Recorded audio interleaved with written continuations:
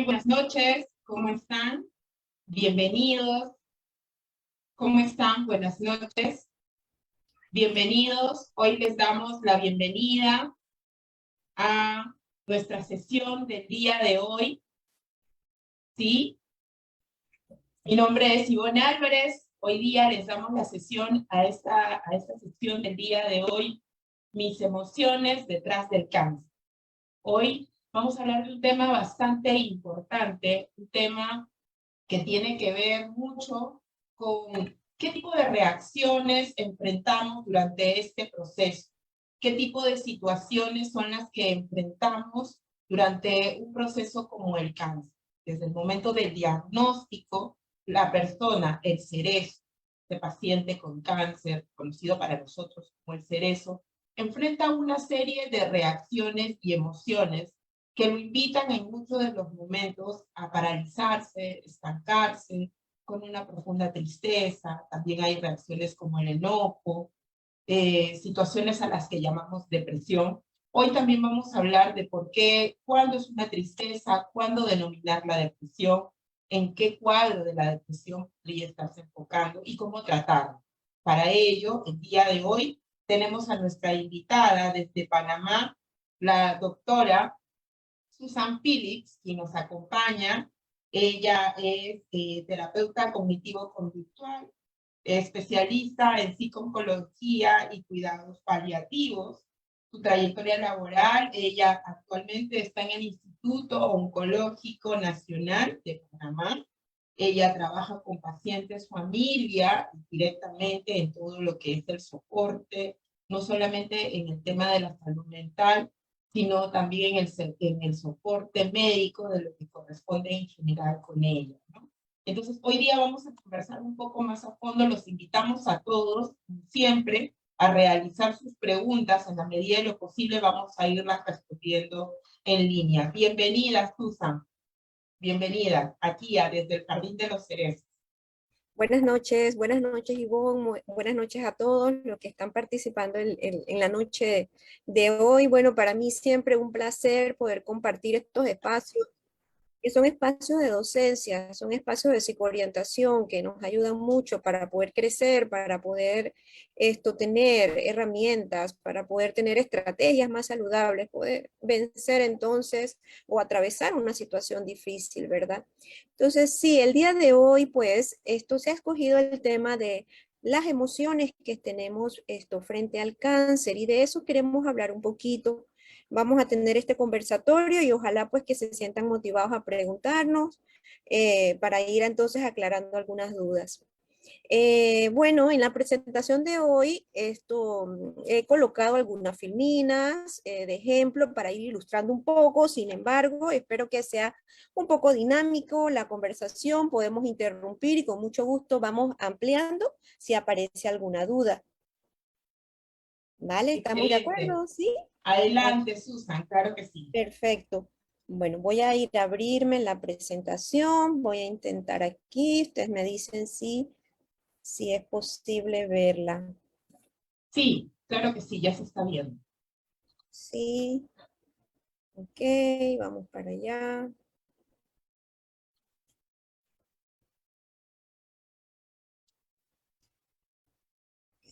Para ver aquí.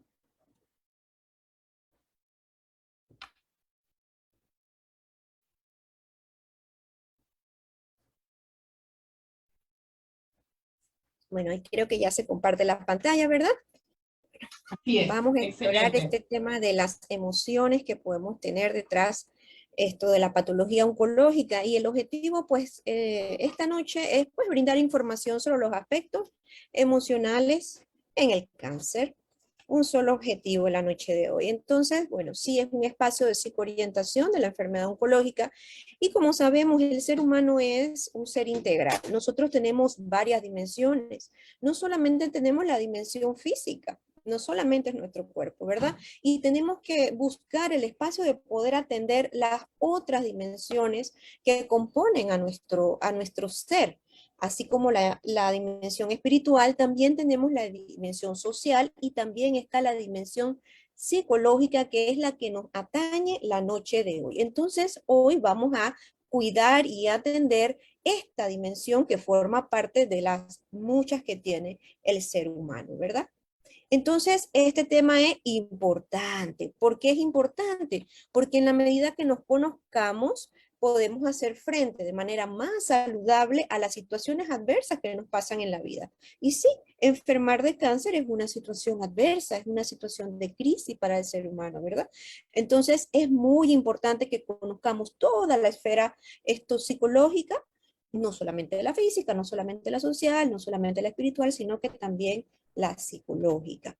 Entonces vamos a ilustrar este proceso médico que inicia pues con una sospecha diagnóstica y en ese proceso médico donde vamos avanzando con el diagnóstico, los tratamientos, el seguimiento y podemos tener una división, ¿verdad? Podemos tener una situación de supervivencia que es lo que quisiéramos tener con todos nuestros pacientes, ¿verdad? Quisiéramos todo ser eso, llegar también a la situación de tener la supervivencia, pero también podemos, como parte de nuestra vida, abocarnos también a una fase terminal. Entonces, este es el proceso de salud de enfermedad.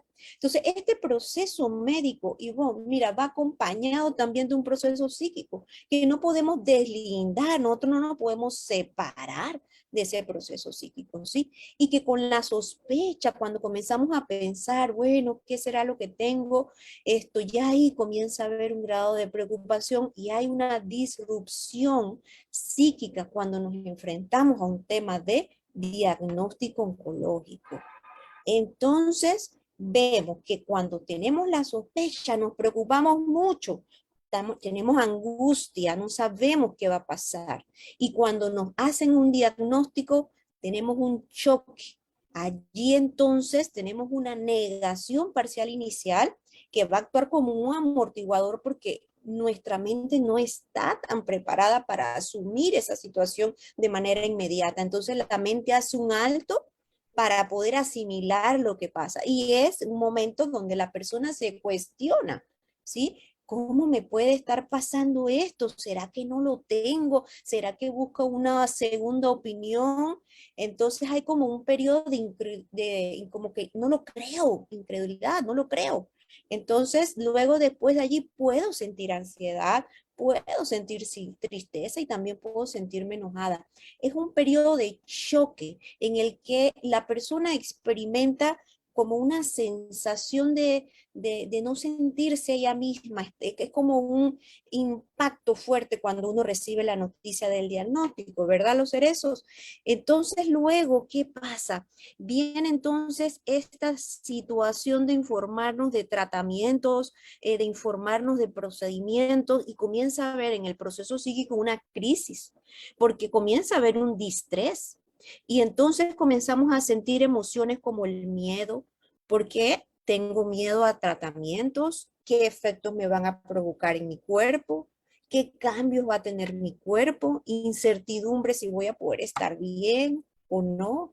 Y puede aparecer ansiedad, puede aparecer también síntomas de tristeza que lo vamos a ir viendo, que pudiesen entonces avanzar a un cuadro depresivo si tenemos alguna vulnerabilidad o no utilizamos herramientas satisfactorias o más sanas para atravesar este proceso, ¿verdad? Y Entonces, aquí, Susan, ujú. disculpa que te corte aquí en esta parte. Qué importante lo que acabas de mencionar. No sé si en la anterior lámina hablabas del distrés, cómo se produce el distrés, que en realidad se convierte en un factor, se convierte en una situación crítica en muchos pacientes, ¿no? Se bloquean y estas emociones de las que estás hablando también, y creo que lo vamos a comentar más adelante, también tú las has enumerado perfectamente, pero ¿qué pasa con el paciente cuando éste anula esa capacidad de sentir eso? Dice, no, a mí no me puede estar pasando esto, o también los familiares no lo quieren ver o no quieren que pasen esas emociones. Las bloqueamos diciendo yo las controlo. Esa pregunta la voy a dejar aquí, no la quería pasar con la lámina anterior y de repente más adelante la vamos a ir respondiendo. ¿Qué pasa con ese paciente que ha pasado por toda esta línea que tú acabas de enumerar, pero él cree que no debe de pasar eso? no, si lo estoy pasando, no, no debe pasar, ¿no? Eso Claro que quería sí. apuntar, ¿sí? Claro que sí, Bo, nos vamos a quedar allí con esa interrogante. Ahora Ujú. hemos visto que hay emociones que son normales que vayan pasando en en este proceso y nos vamos a quedar allí. ¿Qué vamos a hacer con ellas cuando aparecen, verdad? Entonces, sí, conocer esta respuesta emocional para personal de salud es indispensable. ¿Por qué? Porque nosotros vamos a trabajar con esas emociones para poder ayudar a nuestro cerezo, para poder ayudar a que salga adelante de la situación que se le atraviesa, pues es lo que ha tocado vivir en este momento. Necesitamos conocer esa respuesta emocional. Pero fíjate también, Ivonne, que es tan importante que el personal de salud lo sepa, como también los familiares que rodean a ese cerezo, a los amigos, a sus cuidadores. Porque si el personal de salud conoce, pero el paciente va a su casa y entonces el familiar no conoce de estas respuestas emocionales que hoy estamos hablando, ¿cómo continúa ese paciente en casa, verdad? El trabajo se queda como incompleto. Entonces, así como también nosotros vamos a ir validando y aceptando esas emociones que vamos viendo en el cerezo, esperamos que la familia también vaya conociendo y también vaya validando y aceptando estas emociones normales y esperadas en nuestro paciente, en nuestro cerezo. ¿Sí? Entonces, bueno, hablemos un poquito de la emoción en sí y tenemos que las emociones son parte de nosotros, los seres humanos, y son reacciones que son automáticas. Nosotros realmente no podemos esto como pensarnos mucho la emoción. La emoción es automática, sale rápido, ¿verdad? Y el cuerpo la experimenta, el cuerpo siente cada una de las emociones, lo vamos a sentir en nuestras células, en nuestro cuerpo, en nuestra cabecita, en nuestro tórax, las vamos a sentir y van a aparecer frente a un determinado estímulo, frente a una situación que nos está aconteciendo en la vida. Nosotros vamos a tener emociones y cada emoción va a tener funciones. Entonces es sumamente importante porque entonces, ¿qué significa eso, Ivonne? Que si yo presento una emoción de tristeza, esa tristeza que por allí las personas piensan que es negativa, esa emoción tiene una función. Entonces, si no aprendemos cuál es esa función y luego entonces la reprimimos o no la experimentamos, ¿cómo queda la función de esa emoción? ¿Verdad? Qué importante. Vamos a ir poco a poco descubriendo este tema, ¿verdad? Entonces, bueno, aquí vemos algunas emociones y el tema de sentirlas no es el problema. Experimentarla no es el problema. El problema es cuando yo no sé responder frente a ellas o cuando yo no aprovecho la información que esa emoción me trae a mí, ¿verdad? Entonces, no se trata de que cuando esa emoción aparezca yo la reprima. No llores, nos dicen, ¿verdad? No te enojes. No Tienes se que ser trata. fuerte. Claro, no se trata de reprimir, la verdad es el mensaje que nos mandan. Entonces, o de apagarla o de evitarla, ni soltarla tampoco de una forma bruta. Esa no es la tarea.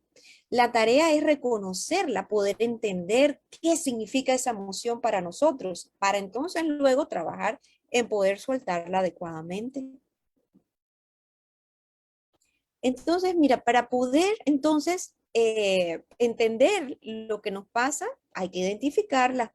Yo tengo que saber si yo frente a esta situación yo siento miedo, yo estoy triste, yo estoy enojada, frustrada, ansiosa quizás, preocupada. ¿Qué es lo que me está pasando?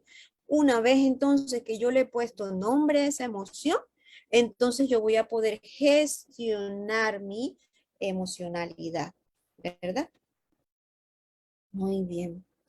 Entonces, para gestionar esta emoción, pues le pongo el nombre, yo la acepto, porque resulta que es que yo no puedo negar que yo me siento así.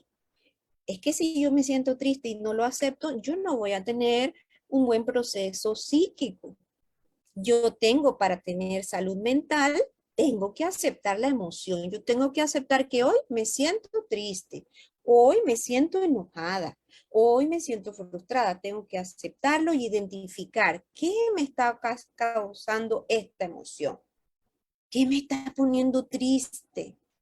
¿Qué me enojó? Yo tengo que buscar cuál es la causa, ya sea que me haya ocurrido algún evento, que yo esté teniendo un pensamiento relacionado a ese evento, pero debo buscarla para entonces responder, no reaccionar.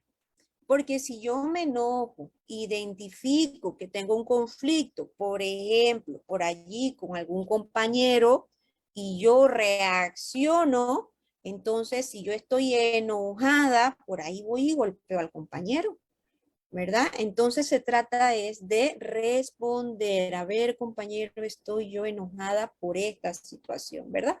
Entonces las emociones nos van comunicando cómo nos sentimos frente a un hecho y nos van dando pauta de qué hacer. Y vamos a ir descubriendo qué cosas son las que tenemos que hacer una vez identificada la emoción. Entonces tenemos que la enfermedad oncológica en sí sigue siendo, Ivonne, una enfermedad con un gran estigma. Sigue siendo la enfermedad oncológica una enfermedad que ocasiona mucho temor, ¿sí? Y bueno, ¿por qué?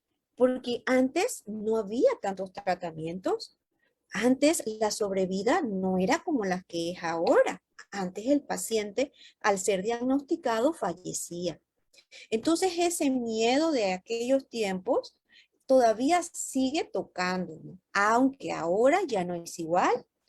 Ahora la sobrevida de un paciente que ha desarrollado enfermedad oncológica puede ser muy buena, muy buena. Entonces, pero bueno, sigue estando esos temores allí con nosotros y que generan en el cerebro emociones y pensamientos. Emociones que pueden ser displacenteras, como la tristeza, como el enojo, o puede haber emociones placenteras, satisfacción, alegría también, de saber que el proceso terapéutico va bien. Y bueno, pensamientos relacionados a lo que nos está pasando, ¿verdad?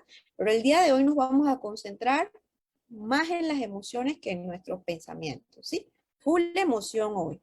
Entonces, allí pongo la duda un poco, que bueno, y entonces ya sé un poquito aquí con unos antecedentes de la emoción y luego, Susan, entonces, ¿qué hago, verdad? ¿Cómo avanzo yo con este tema? Bueno, el miedo frente a la situación del cáncer es real.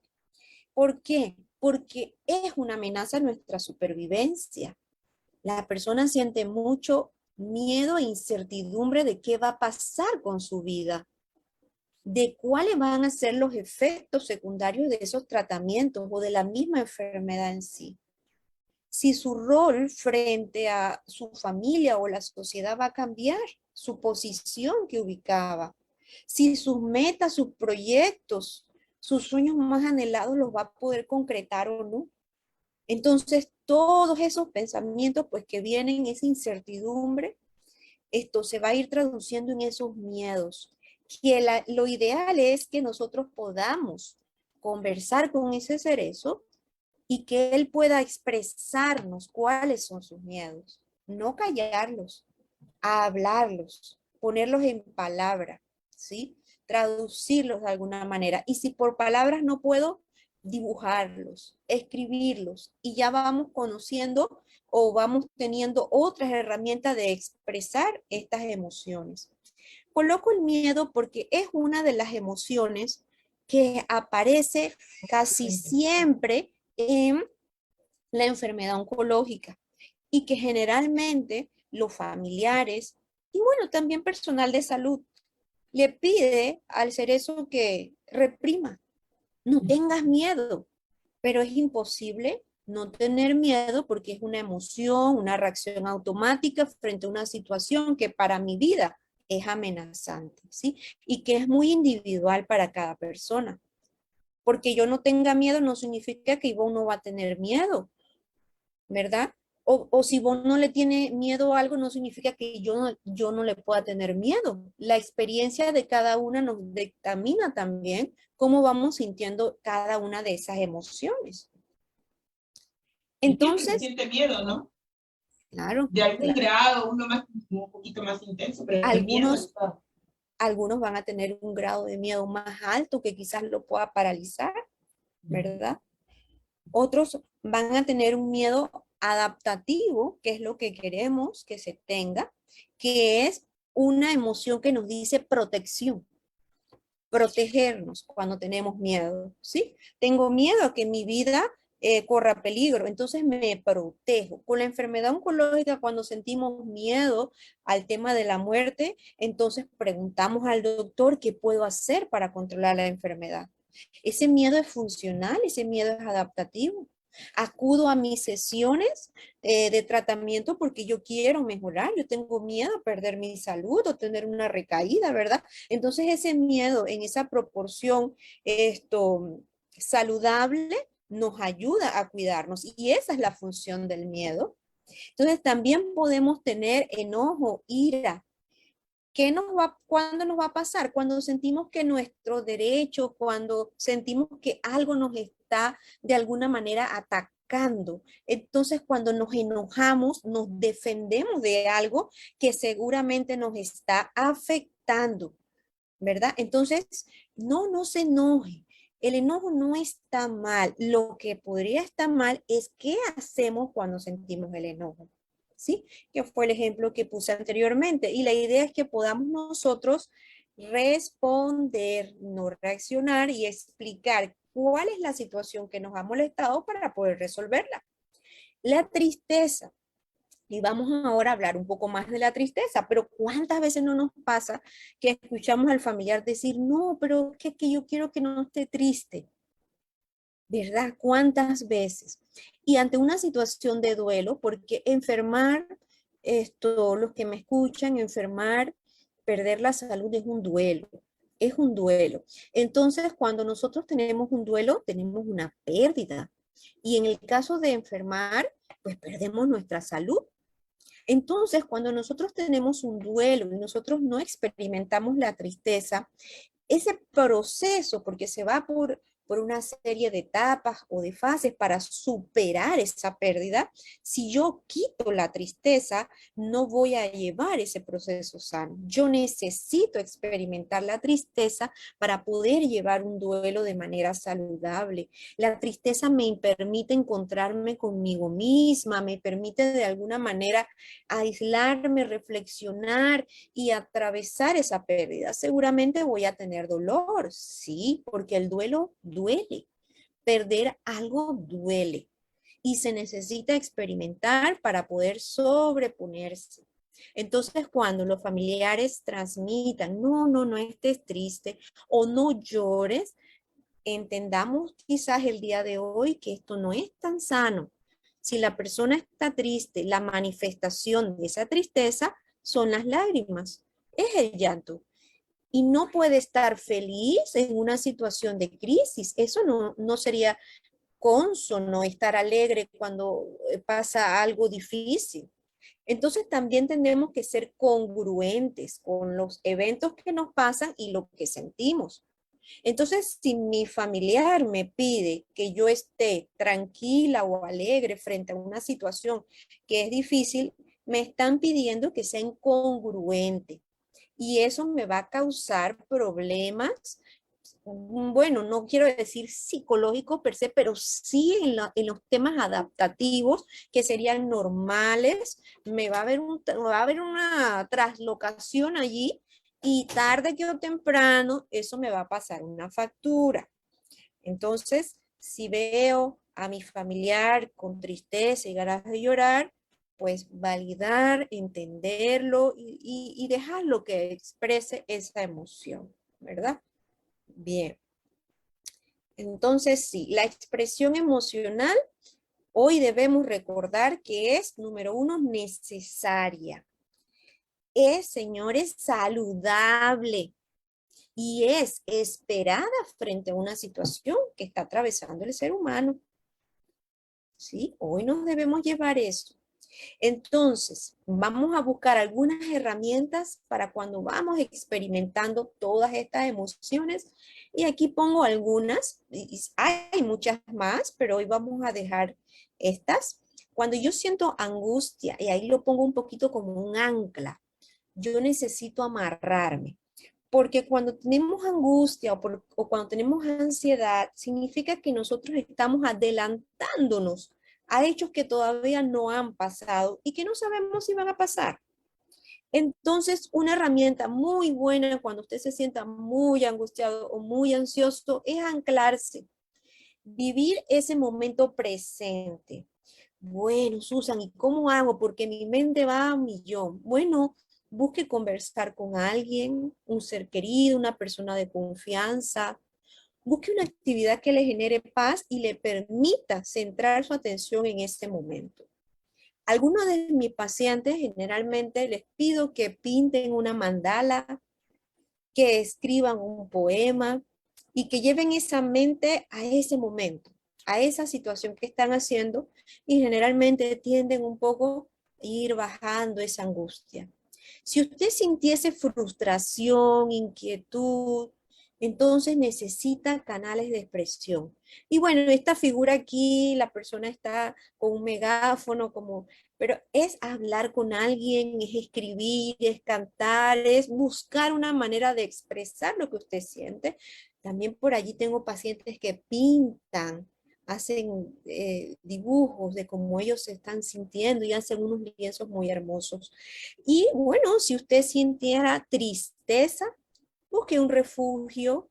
Hay un periodo de aislamiento saludable cuando uno siente tristeza, que es cuando uno reflexiona, se mira a sí mismo.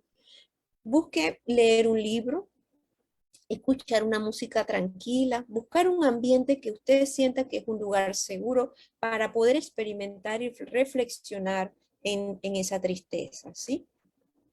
Entonces vamos avanzando un poquito el tema de las emociones y ahora nos vamos a enfrentar un poquillo a una palabra diferente, que es el afrontamiento.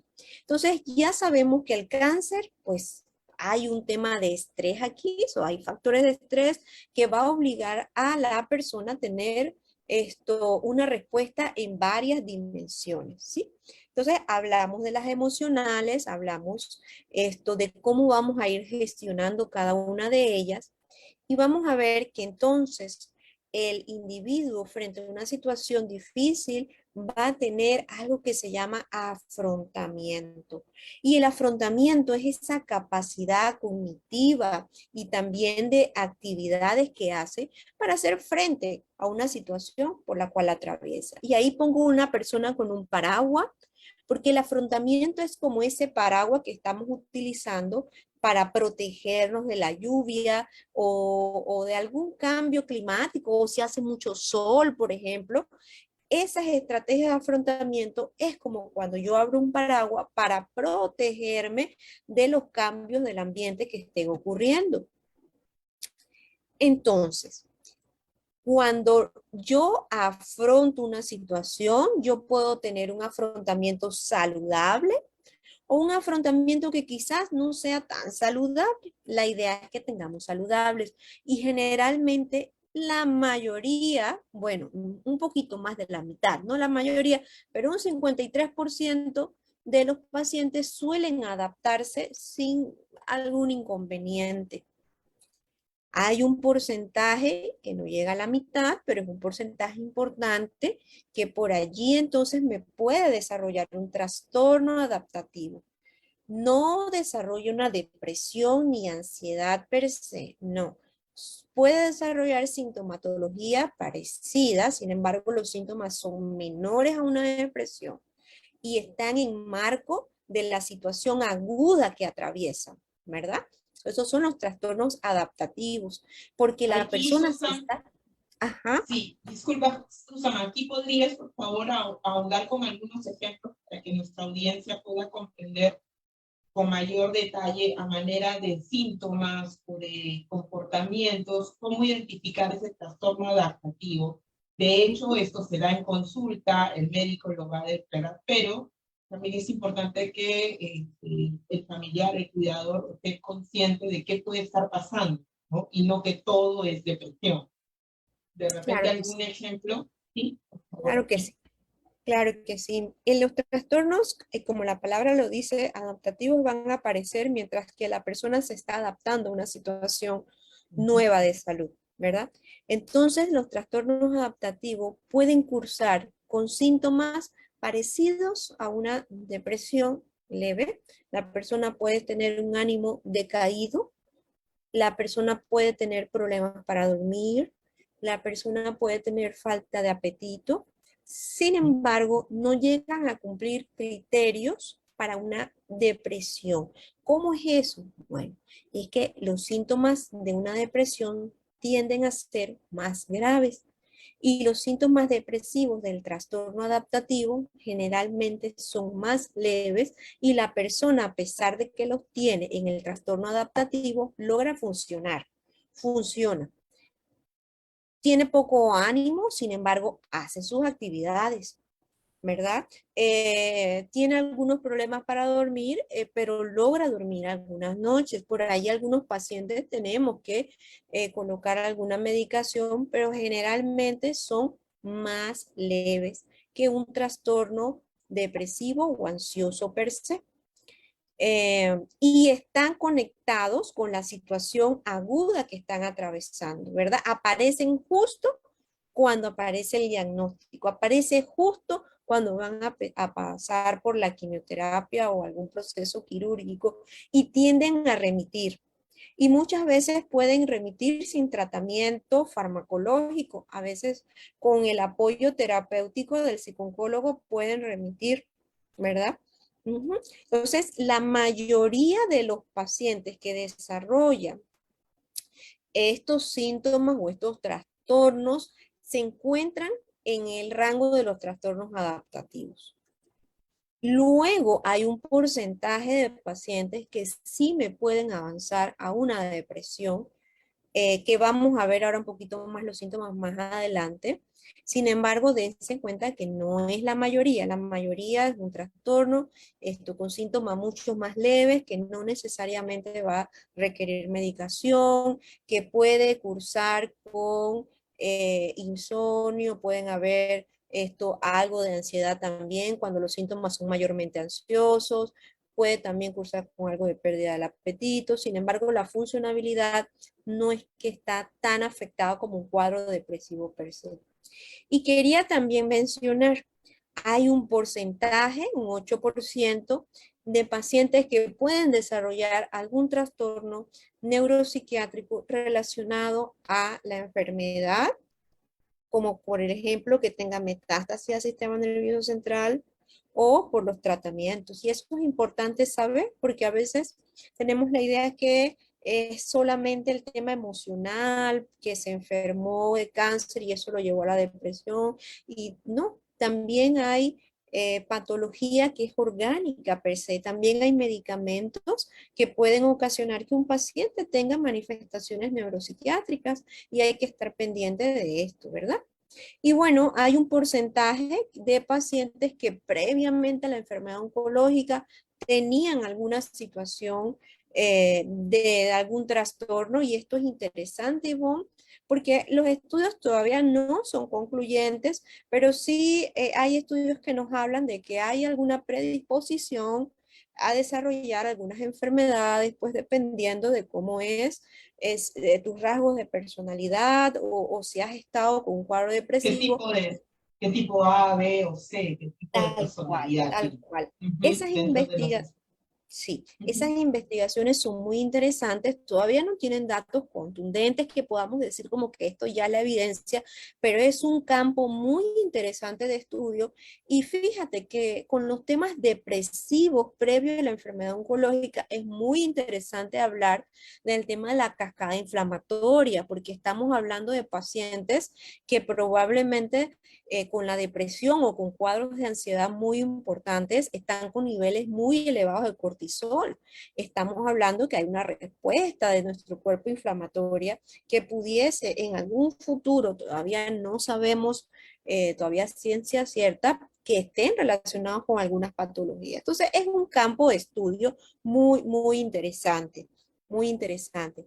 Entonces, bueno, vamos entrando un poco al tema de los trastornos depresivos y entonces vamos a ver un poquito esto de una manera como más sencillita de ver estos cuadros. Algo que pasa con la enfermedad oncológica y el tema depresivo es que puede traer confusión, ¿sí? Puede traer confusión. Eh, y luego voy a explicar por qué puede haber algo de confusión. Voy a mencionar primero que si yo tengo un paciente con cáncer y se me deprime y yo no hago nada, la calidad de vida de ese paciente, esto va a ser mala. O sea, si yo tengo un paciente deprimido y con cáncer, yo tengo que ver cómo resuelvo esa depresión. Porque además de eso, tengo un paciente que su cumplimiento, esto no es el mejor, me faltan las citas, esto no se adhiere bien a sus medicamentos farmacológicos, es como otros pacientes, ¿verdad? Generalmente las estancias hospitalarias de ese paciente tienden a prolongarse por X o B razón. Ese paciente tiene una complicación, tiene que haber alguna razón por la cual permanecen más días hospitalizados. Hay un deseo de morir de ese paciente, ¿sí? Puede aumentar las tasas de suicidio en ese paciente. Entonces, cuando una vez se diagnostica o el familiar o el médico está anuencia de detectar, generalmente hay que dar un tratamiento que vamos a ir viendo más adelante. Entonces, le decía yo que una de las dificultades en el diagnóstico es que en el cáncer la depresión se puede sobreponer los síntomas. ¿Y por qué? Porque cuando uno recibe la quimioterapia te puedes sentir cansado, ¿verdad? Desgastado y sin apetito. Y resulta que esos síntomas precisamente también forman parte del diagnóstico de la depresión. Fatiga, cansancio, esto, no tener ganas de comer. Entonces, muchas veces no es que el paciente está deprimido, sino que son los efectos de la quimio. Entonces, muchas veces cuesta hacer el diagnóstico y también puede haber pacientes que por ahí no estén deprimidos, y esto, el médico los medique, porque se sobreponen esos síntomas y hay que tener allí el ojo un poquito especializado, indagar con mucha paciencia otros aspectos que vamos a ver que forman parte de la depresión, pero desde la parte física podemos como equivocarnos porque se sobreponen los síntomas y que también puede haber depresión secundaria porque hay fármacos que nos puede llevar a que el paciente sienta cambios en su estado del humor, como pueden ser, por ejemplo, los bloqueos hormonales, que los necesitamos para combatir las enfermedades, pueden provocar cambios en nuestro estado del humor y pues desarrollar una depresión secundaria. Otro factor también que es interesante en el tema de la enfermedad oncológica y que nos puede llevar a la depresión es el tema del dolor. El dolor de manera crónica puede hacer que un paciente se deprima. Entonces, un motivo de consulta importante es el manejo multidisciplinario del dolor. Y sabemos pues que la enfermedad oncológica puede ser que un paciente esto presente algún tipo de dolor en algún momento de las fases del proceso de enfermedad.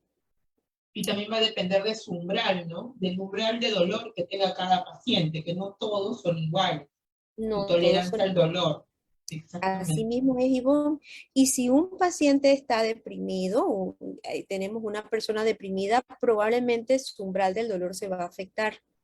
Va a sentir más dolor y los medicamentos esto no van a controlar. Por eso es que el manejo multidisciplinario cuando hay un paciente con dolor es muy importante. La intervención psicológica y en algún momento la farmacológica para poder cortar ese círculo sin fin de depresión, dolor, tenemos que intervenir en ella. Entonces, mira, en el diagnóstico para la depresión es muy importante que tengamos esto. Un paciente se deprime si está con síntomas de estado de ánimo decaído por más de 2 semanas. Y ese estado de ánimo decaído tiene que estar presente la mayoría de los días y la mayor parte del día. ¿Sí? Una persona se puede sentir triste en un momento y no hace el diagnóstico de depresión. Tiene que estar las 2 semanas con un ánimo triste la mayor parte del día y casi pues todo el día. Y también una tristeza que le acompañe, también no dormir, no querer comer también, es una serie Claro, de elementos, ¿no? No es, o sea, puro la tristeza, a veces también calificamos está triste y simplemente está pensativo o está en proceso de aislamiento. pues También claro hay que que sí. identificar claramente eso. Claro que sí, y aquí es donde entonces nosotros tenemos que dividir esto. La tristeza no es igual que la depresión, porque la tristeza es una emoción normal, esperada, necesaria y saludable, mientras que la depresión es patológica. La depresión es una enfermedad y la tristeza no lo es. Generalmente la depresión, estos síntomas afectivos, que es ese ánimo decaído, triste, irritable, allí permanente, son crónicos, se cronifican, están todos los días. Y ese estado de ánimo, sumado a otras cosas que vamos a ir hablando, causa disfuncionalidad. El paciente no puede hacer sus actividades diarias. En cambio, si está triste, la tristeza es fluctuante. Puede ser que ahora me siente triste, pero más tarde me siento alegre o me siento tranquila o me puedo sentir angustiada, pero la tristeza no está durante todo mi día y logro funcionar. Yo logro, a pesar de que me pueda sentir triste en algún momento, hacer mis actividades del diario, cumplir con mis tratamientos, acudir a mis citas. Entonces es importante que vayamos haciendo la diferencia entre cómo se presenta la depresión y la tristeza desde lo que corresponde a los síntomas afectivos, ¿sí? Porque resulta que la depresión es mucho más que ver a una persona con el afecto, o sea, que está llorando, que está decaída, es mucho más. ¿Por qué? Porque la depresión tiene otros componentes, tiene componentes que son cognitivos, lo que se refiere a nuestros pensamientos. Y una persona deprimida puede tener afectación de su memoria, pero también tiene afectación del contenido de sus pensamientos, que tiende a ser pensamientos catastróficos, pensamientos negativos, ¿sí? Desesperanzados. Entonces, además de la parte afectiva, la parte cognitiva se ve afectada en la depresión y también hay afectación de la parte somática, que es nuestro cuerpo. Nos duele, nos sentimos cansados, fatigados, pero como mencioné, con el tema oncológico es donde hay que tener allí un ojito bien así finito para no caer en pacientes que no estén deprimidos porque nos quedamos con la parte física. Entonces podemos hacer una buena valoración de la parte emocional, la parte afectiva y conocer, hablando con el paciente, cómo está su cognición, si siente que ya no hay más nada para él, si se siente desesperanzado, entonces es un paciente que quiere, desea morir, que ya no quiere vivir, entonces ese es un paciente que puede estar desarrollando un cuadro depresivo, ¿verdad? Bien, muy importante.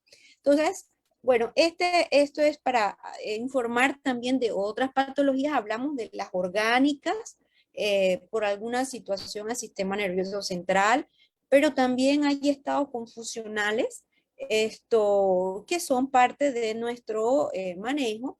Los estados confusionales pueden aparecer en pacientes mayormente en etapas finales de la vida, ¿verdad? O puede aparecer también en marco de alguna alteración metabólica o también pues por uso de algunos medicamentos. Y hay otra situación también que es el quimio brain o un deterioro cognitivo que puede aparecer secundario a el uso de las quimioterapias, donde hay una afectación de las funciones ejecutivas. Este paciente que va al trabajo y no logra, como que, no, Susan, mira, es que no me concentro, no logro tomar los apuntes, luego no me organizo como antes. Entonces también pues puede estar teniendo este deterioro cognitivo que también nosotros pues estamos pendientes de buscar y también pues de tratar, ¿verdad? Pues también puede haber pacientes que en este tema de afrontar les esté costando mucho y por allí entonces se apoyan en el consumo de sustancias y me dicen, no, es que tengo que volver al cigarrillo porque es que no estoy pudiendo con la ansiedad, o por ahí me sentía tan cansado, Susan, que por ahí me drogué para tener más energía, o bueno, por ahí me dijeron que utilizara esta sustancia para sentirme más relajado, ¿verdad? Entonces también podemos tener estas situaciones dentro de la enfermedad oncológica, y pues también puede haber un tema de disfuncionabilidad de la conducta sexual que también es parte de nuestra evaluación. Entonces, para recordar un poquito en tema de la depresión, vamos a tener síntomas afectivos, que son los más notorios. Tenemos que hablar con la persona, saber qué piensa para observar síntomas cognitivos de la depresión. Va a haber síntomas físicos, pero el tema es que se combinan con los de los tratamientos. Y pues también va a haber sintomatología relacionada a temas vitales, como el tema de dormir, que se puede ver afectado. Puede ser que un paciente deje de dormir y que tenga insomnio, o que tenga mucho sueño durante todo el día, se la pase durmiendo. Y también el otro síntoma pues de tema vital es su ingesta de alimento, que puede ser que tenga mucha hambre y quiera estar comiendo todo el tiempo, o que no quiera comer absolutamente nada. En el tema de la ideación suicida, el de hacerse daño, pues es parte de los síntomas cognitivos que evaluamos en el paciente. Y por ahí también puede haber pacientes que pues desarrollen alteración de la sensopercepción, que es un paciente que nos hable de que pueda escuchar voces o que pueda ver algo que los demás no están viendo, porque una depresión en un estadio muy grave pudiese tener síntomas en esa esfera, que son síntomas psicóticos, y que pues ameritan un tratamiento todavía más urgente, ¿verdad? Ok. Bueno, hablando un poquito pues de los tratamientos, se sabe hoy en día que un paciente que es diagnosticado con depresión, si yo necesito usar un tratamiento farmacológico, siempre voy a tener mejores resultados si yo lo combino con la terapia psicológica. Siempre voy a tener resultados mayores si los combino. Entonces, luego nosotros hacemos una valoración si estamos frente a un cuadro depresivo que es leve, si es moderado o si es grave, porque de eso depende la conducta. Si yo estoy frente a una depresión grave, que tenga los síntomas psicóticos que les acabo de mencionar o haya ideación suicida, probablemente yo tenga que manejar ese paciente en una instancia de mayor cuidado, quizás tenga que hospitalizar, ¿verdad? Sin embargo, si tengo una depresión leve, puedo usar un manejo ambulatorio. Algunos pacientes con depresión leve pueden mejorar con tratamiento terapéutico. Nosotros vamos mirando la evolución, a ver si el paciente puede salir adelante, y pues si vemos que es necesario, pues sí vamos a utilizar un psicofármaco. Y aquí es importante informar, porque muchos cerezos que puedan estar observando pueden tener temor, y se entiende a usar una medicación, porque hay muchos mitos y muchos imaginarios relacionados al uso de la medicación. Es importante que entendamos esto, que hay riesgo de no tratar la depresión u otro trastorno que aparezca dentro de la enfermedad oncológica desde la parte psicoemocional. Hay un riesgo de no tratarlo. Entonces, si usted tiene duda o tiene temor frente al uso de fármacos, convérselo con su psiquiatra, convérselo con su psicólogo, convérselo con su médico oncólogo, y él le va a ayudar a esclarecer todas esas dudas para que usted se sienta seguro de lo que se está haciendo, ¿verdad? La mayoría de los tratamientos de psicofármacos que utilizamos en la depresión pues son antidepresivos, y dentro de los antidepresivos hay de varios grupos, por así decirlo, y dependiendo de la sintomatología y también de los efectos que se quieran lograr, entonces uno los va seleccionando. Así tenemos, por ejemplo, antidepresivos que como efecto adverso producen hambre, apetito, que nos ayuda mucho entonces en el tema de que un paciente esté con quimioterapia, por ejemplo, a que su apetito se mantenga y que él pueda comer. además de que queremos ir mejorando su estado de ánimo, ¿verdad? Bien. Entonces, esto es lo que le quería presentar con las filminas, con las diapositivas, pero quedo en los minutos que quedan, Ivonne, muy anuente, a si hay alguna pregunta, alguna duda o algún tema que deseen conversar, ¿sí? Genial, genial. Muchísimas gracias, Susan. Creo que hemos hablado de varios puntos interesantes. En primer lugar, agradecer primero a Frida. Voy a dar un alto aquí para poder agradecer a Frida. Antes, bueno, gracias por estar el día de hoy con nosotros aquí. También saludar a Pati Pino, nuestra compañera Pati Pino.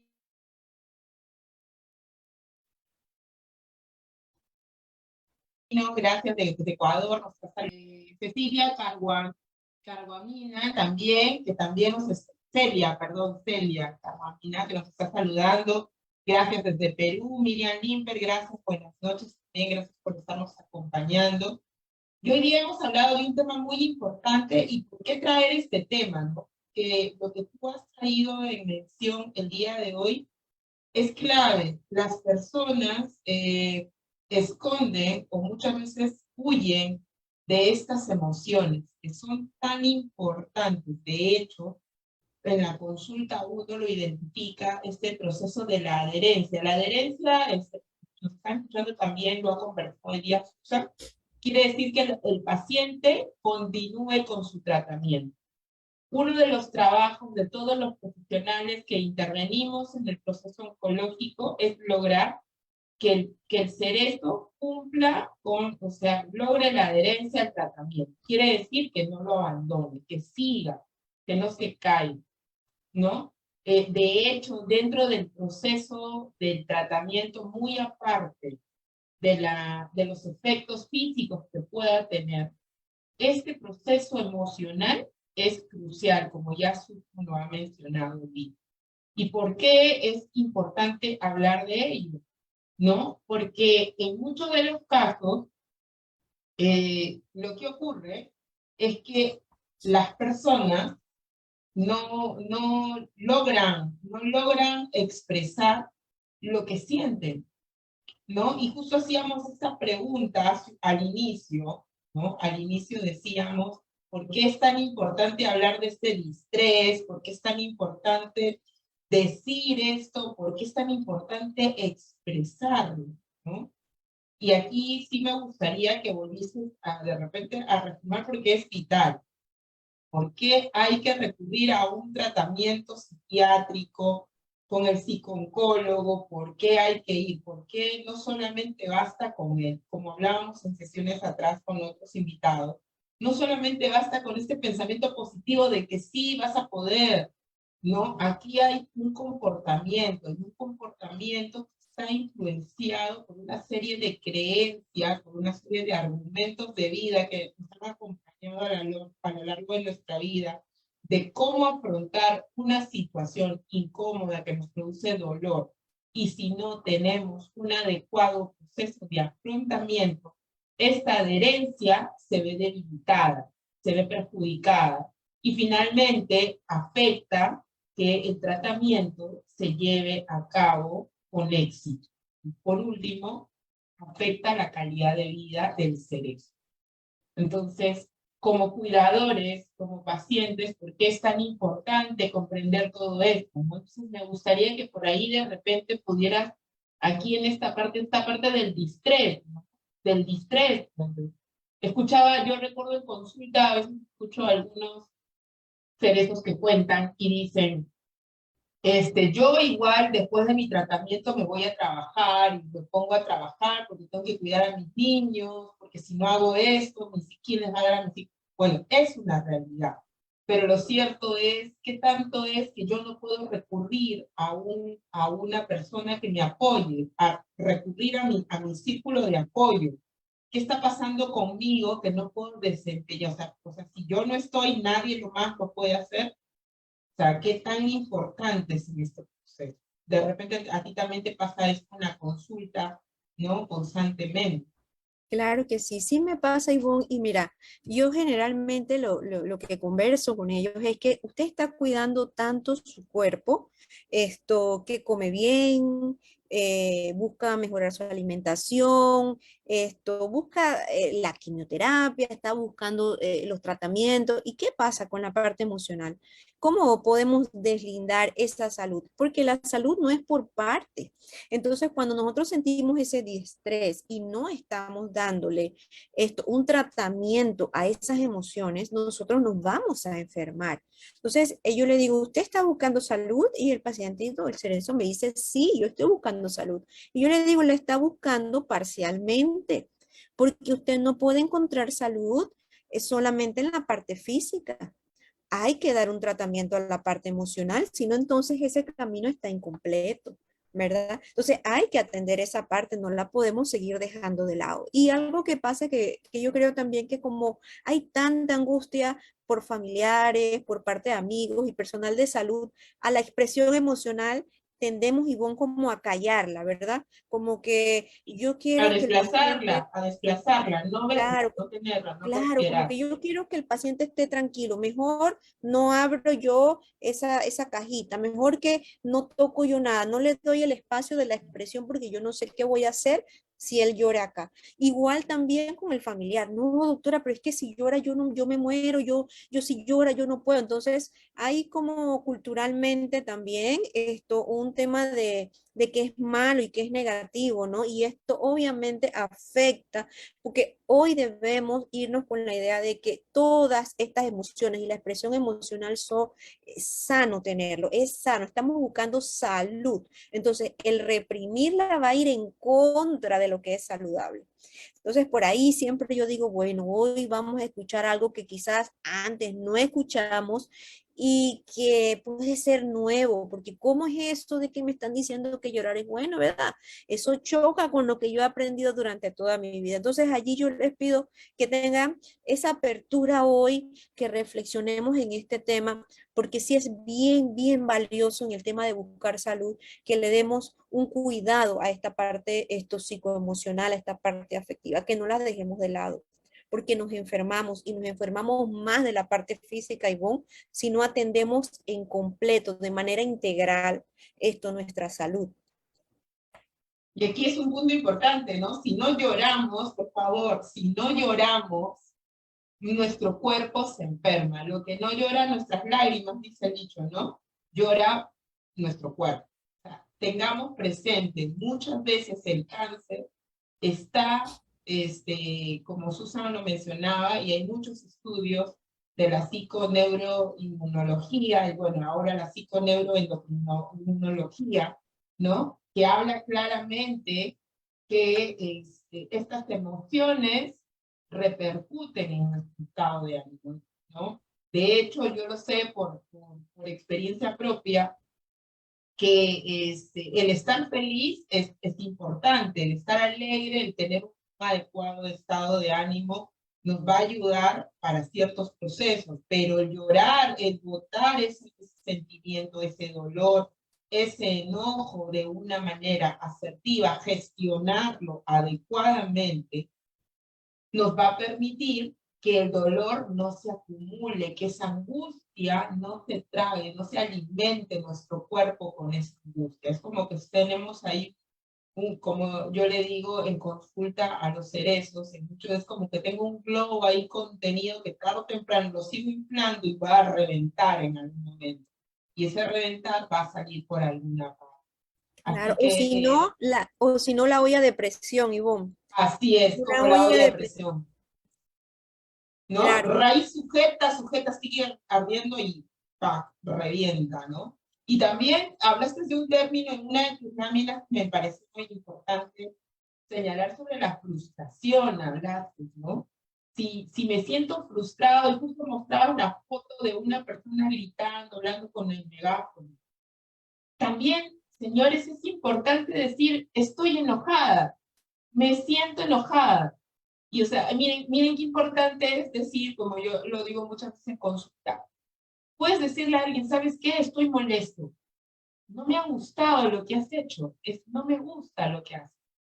O sea, no me siento feliz con lo, miren ustedes cómo le estoy diciendo, estoy súper molesto, estoy enojado, me siento triste con lo que ha ocurrido, me siento triste, me duele el corazón, miren cómo lo estoy diciendo, y a la diferencia que muchas veces, como se, o sea, yo en una manera directa estoy diciéndote, porque he reconocido, Susan hablaba de que he reconocido, me he familiarizado con él, con la emoción, ya lo conozco en mi cuerpo, ya sé lo que estoy sintiendo y te lo digo. Me molesta, estoy enojado, estoy triste, me duele, y si a ello te acompaña un, un comportamiento eh, fisiológico, donde salen las lágrimas, te late el cuerpo, los ojos se te ponen, de repente se te llenan de presión, el rostro rojo, se te empalidece, pues así vas a ir conociendo. Pero miren qué diferente es cuando digo, estoy molesto, no te soporto, ya es otro tema. ¿Se dieron cuenta? Ya la emoción se fue, se perdió de nuestra gestión, ¿no? Claro, Yo puedo decir estoy molesto y no necesariamente tengo que alzar la voz para decirte que estoy molesto. claro. Te puedo decir me siento frustrado. Y eso es a lo que hoy día queríamos llegar con esa acción, que nos ha faltado tiempo, como siempre nos falta tiempo, pero definitivamente a eso es lo que queremos que hoy día con Susan hemos querido compartirles esto. O sea, estas emociones, estas reacciones emocionales que nos acompañan en el tratamiento desde el diagnóstico del cáncer van a irnos acompañando. De hecho, la coyuntura es el cáncer. La coyuntura, lo que lo acompaña es el tratamiento, pero de hecho es una forma de vida que nosotros hemos ido aprendiendo a convivir y a gestionar nuestras emociones. Solo que el cáncer, que es una sintomatología diferente, porque ya de por sí tiene, el tratamiento es estresante, de por sí el tratamiento es estresante por los componentes, por los cócteles, por la esperanza de vida, por la situación pronóstica, por si me encontré sola, sin trabajo, todos los elementos que están alrededor hacen que este diagnóstico sea un poco mayor.